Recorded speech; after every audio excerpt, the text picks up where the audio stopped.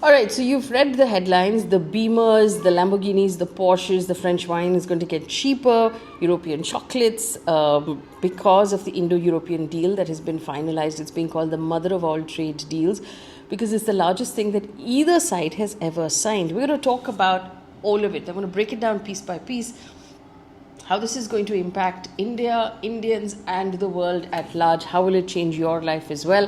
We're going to talk about all of these things. But remember first, before we get to it, like, share, subscribe. I love the comments in the comment section. So please write to me in the comment section. I stay up at night reading your comments, really. And also, please remember to sign up for our membership. It really helps us do a better job for you. All right, let's get to it. The Indo-European Summit in New Delhi, we signed the free trade agreement. You've seen the visuals. Our Prime Minister Modi, European Commission President Ursula von der Leyen, and European Council President Antonio Costa, who incidentally is a person of Indian origin, and he very proudly showed his card. And they signed this massive deal. I must caution you, it's not like this is going to action tomorrow morning, because according to Reuters, the text will now go through legal vetting that will take 5 or 6 months to be ratified before it comes into force. Let me answer a couple of questions. Why is it being called the mother of all deals? The sheer size of it, right? So India-EU trade is massive. It's about $130 billion right now, and this deal is going to push it, much higher. Remember, we're talking about 27 countries that India does trade with. Here's the interesting thing. EU as a unit is our biggest trade partner for the goods that we export. But if you put goods and services together, then US becomes the biggest one, because EU is very protectionist when it comes to jobs. So it doesn't hand out visas as easily. It doesn't allow outsourcing as much. Plus, there is a language barrier, certification barrier for our professionals to work there, which is different in the US. So India also runs a trade surplus of $15 billion, which means that we actually export more than we import. So we're actually benefiting from this trade completely. Now, according to the reports, Reuters and AP is what we've used, India is going to reduce tariffs on 96.6% of the stuff we import from them. And Europe, in turn, will reduce tariffs on 99% of the stuff they import from us. And it's not just about goods, it's also about investments, supply chain, inclusive growth, security, defense, trade, and technology. The second interesting thing about this deal, it took 20 years of negotiation. It predates this government. It started in 2007, and they've been negotiating it since then. But it sort of froze about 4 or 5 years later, because India did not want to allow agriculture and dairy from Europe into our market, because we are protectionist when it comes to Indian farmers and farm produce. So that's something we did not allow. Incidentally, in the deal that has been signed now, we've not allowed it even now. It was revived in 2022. Remember, COVID put pressure, then the Ukraine war put pressure, and then Trump has been putting pressure. So there's been a lot of incentives to hurry this along, and that's a good thing, because now we've reached this handshake, but it's not an overnight handshake. It's not sudden. It's something that a lot of people have worked very hard for a very long time. Let's talk about what the deals are, right? The cars. I know you're interested in the cars. Now, India always has had historically very high tariffs when it comes to imported cars. So, for example, Hyundai is a foreign brand, but they make it completely in India. So, if you're not manufacturing in India, if you're importing the car, we put 110% tariff on it in order to protect our own domestic manufacturing. That 110 is going to come down to 10% over the next 5 years with a quota. What is the quota? It only applies to cars above 25 lakh rupees. That's because we want to protect our mass market segment. So our entry-level cars which are made in India, we don't want that segment flooded. So it's only for luxury cars, and it's only for the first 2.5 lakh cars. And after that, the tariff will apply. Now, immediately it will go down by about 30%. Now, one calculation has said that a car of about 60 lakh, which becomes close to 1 crore after all of the tariffs are on it, will come down to 90 lakhs. So there'll be a 10 lakh rupee savings on a luxury car. So rich people who buy very big cars will be marginally happier. The other thing that's going to make a lot of people happier is wine. Now, India is going to cut tariffs on imported wine and spirits. So wine specifically, currently we put 150% tariff on imported wine. That's going to come down to 75% immediately and eventually to 20%. And Reuters says that spirits, so your cognac, for example, will come down 40%. So if you like your French wine or your Italian Prosecco, you are going to be happy. Other than that, there are oils and packaged foods. I thought of olive oil immediately, but I'm sure there are others. Chocolates, biscuits, pastas, everything else that we import from Europe will also receive lower tariffs. And machinery that apparently we import a lot of it for energy projects and factories, that will become less expensive as well. How does India gain? How does Indian business gain? We gain sort of competitiveness in a very wealthy block of the world. Now, Europe will cut tariffs on 99.5% of the goods imported from India.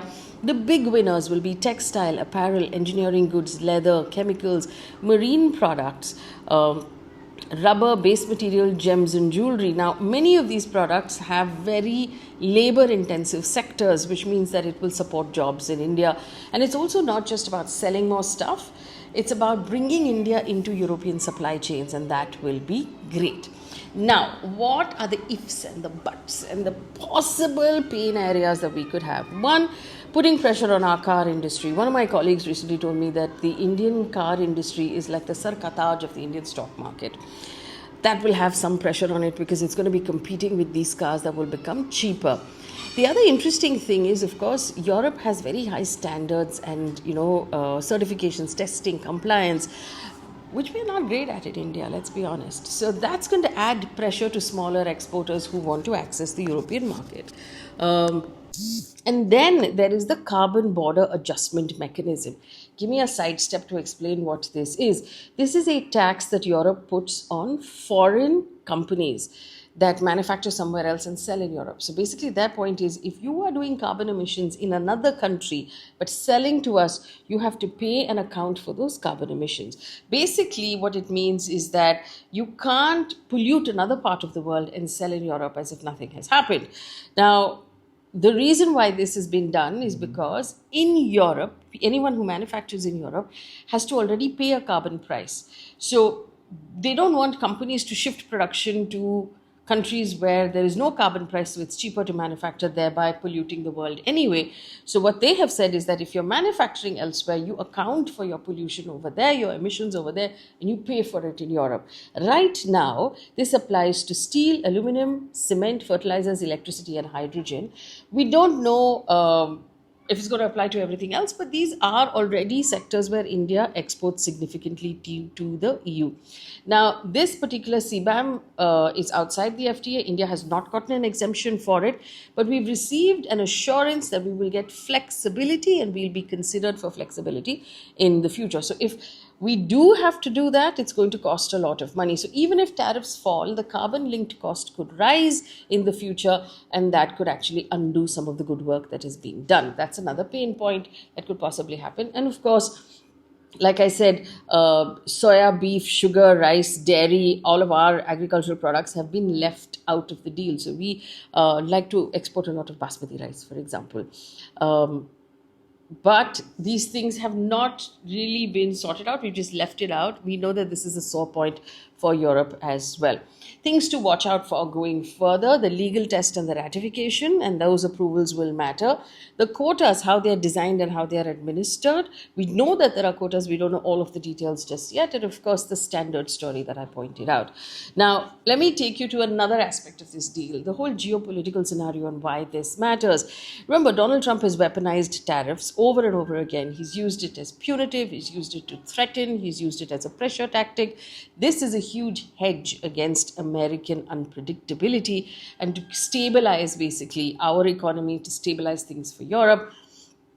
It's also showing that India will not be hostage to US trade policies.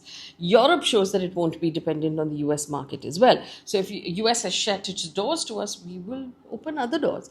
Now, what Europe wants is a supply chain outside of China, which we can provide, and a large, stable, democratic manufacturing partner, which we are.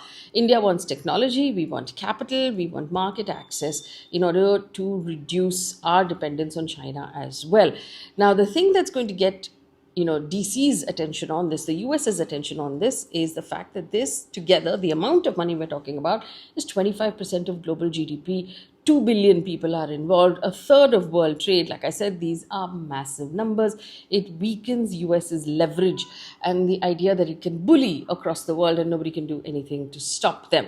So Trump's approach has always been to put bilateral pressure, short-term wins, America first.